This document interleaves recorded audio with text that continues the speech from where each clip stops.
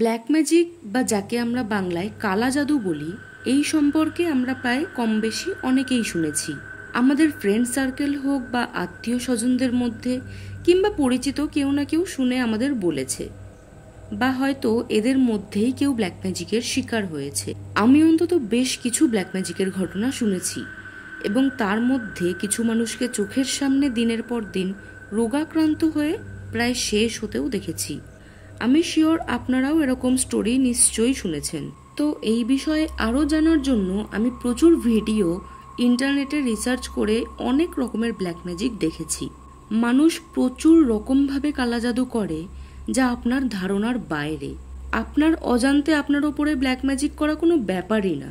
আমার পার্সোনালি যেটা খুব খারাপ লাগে সেটা হলো হিংসামি বা জেলাসির জন্য ব্ল্যাক ম্যাজিক করা। আর এটা না খুব কাছের লোকই ম্যাক্সিমাম ক্ষেত্রে করে বলে দেখা যায়।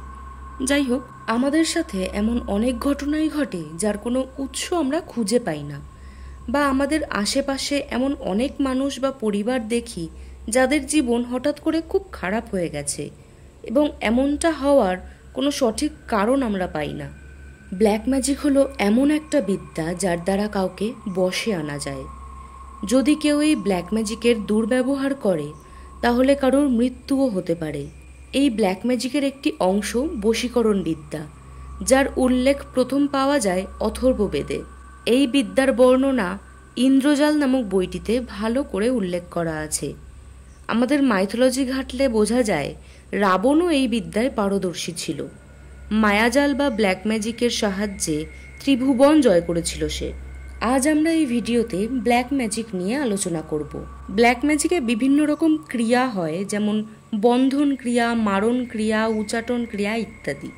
এবার কথা হলো, কেউ বুঝবে কিভাবে যে তার ওপর কেউ কালা জাদু করেছে?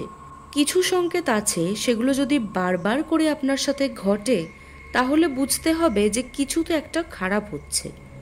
এবার কয়েকটা উদাহরণ দেই।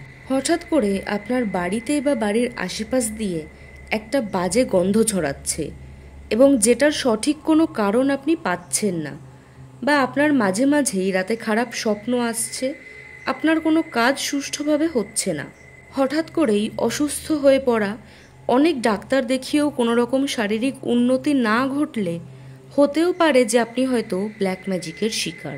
ভুলে যাওয়া, হ্যাঁ, ডেট, টাইম, কারোর নাম বা ইম্পর্টেন্ট কিছু জিনিস বারবার ভুলে যাওয়া, এটাও একটা লক্ষণ। এই লক্ষণটা সত্যি বলতে আমার মধ্যেও আছে। আপনাদের কারোর মধ্যে এই লক্ষণটা আছে কিনা সেটা অবশ্যই কমেন্ট বক্সে জানান। যদিও মনে না থাকার পেছনে অনেক ধরনের কারণ থাকতে পারে, তবে এটাও একটা কারণ হিসেবে ধরা হয়। যদি আপনার সবসময় মনে হয় যে কেউ আপনাকে দেখছে বা কেউ আপনার ওপর নজর রাখছে, এটাও একটা বড় লক্ষণ ব্ল্যাক ম্যাজিকের শিকার হওয়ার। এই কিছু জিনিস যদি আপনার সাথে হয় তাহলে আমি বলবো যে এই বিষয়টাকে না বেশি লাইটলি নেবেন না, একটু গুরুত্ব দেবেন আর একটু সতর্কও থাকবেন। ব্ল্যাক ম্যাজিক নিয়ে যখন বললামই, তাহলে আরেকটা কথাও জানিয়ে দিই। কেউ যদি কারোর ওপর ব্ল্যাক ম্যাজিক করতে চায়, একে তো ব্ল্যাক ম্যাজিক করতে অনেক প্রসিডিওরের মধ্যে দিয়ে যেতে হয়। সেই সময় বাই এনি চান্স কোনো যদি ভুল হয় তাহলে সেটা যে করাচ্ছে তার ওপরেও হেভি হতে পারে, আর সেটা খুব ভয়ঙ্কর হতে পারে। আজকে আমার এই ভিডিওর উদ্দেশ্য কাউকে ব্ল্যাক ম্যাজিক করার জন্য উৎসাহিত না করা এবং কাউকে এসব বিষয়ে ভয় দেখানো না, জাস্ট মানুষকে একটু সতর্ক থাকতে বলা মাত্র। ভিডিওটি যদি ভালো লাগে তাহলে অবশ্যই লাইক, কমেন্ট ও শেয়ার করবেন। আর এরকম আরও নতুন নতুন ভিডিও পেতে হলে চ্যানেলটি সাবস্ক্রাইব করে নেবেন। দেখা হচ্ছে পরের ভিডিওতে, ততক্ষণের জন্য স্টে কানেক্টেড।